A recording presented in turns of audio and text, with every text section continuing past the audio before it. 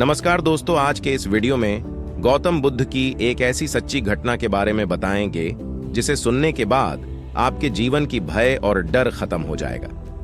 तो दोस्तों, बहुत समय की बात, एक बूढ़ी महिला थी जो गौतम बुद्ध जी को बहुत मानती थी। एक दिन उसके बेटे की मृत्यु हो गई। बेटे की मृत्यु पर मां बहुत दुखी थी। वह तुरंत ही गौतम बुद्ध के पास पहुंची और पूरी बात बताई। महिला ने कहा कि आप मेरे बेटे को फिर से जिंदा कर दीजिए। महिला बुद्ध को भगवान मानती थी।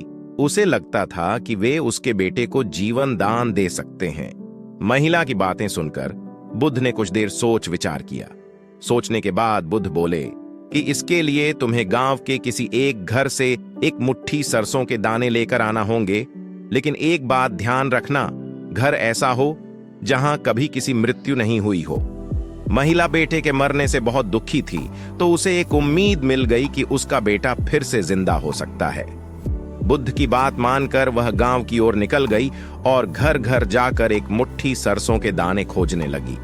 महिला घर घर जाकर पूछ रही थी कि अगर इस घर में किसी की मृत्यु नहीं हुई हो तो मुझे एक मुट्ठी सरसों के दाने दे दो।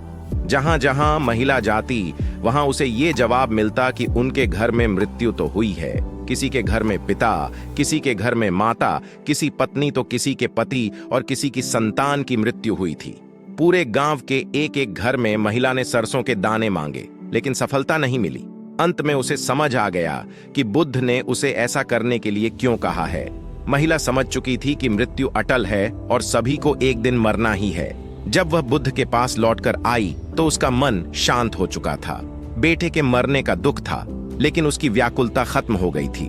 दोस्तों, इस कहानी में बुद्ध जी ने हम सभी को यह संदेश दिया है कि हर एक व्यक्ति की मृत्यु तय है, इसलिए किसी के मरने पर बहुत ज्यादा शोक नहीं करना चाहिए। अपनी मृत्यु को लेकर भी मन में डर न रखें। दुखी होकर वर्तमान खराब न करें। आपको इस कहानी से क्या सीख मिली, कमेंट करके जरूर बताएं।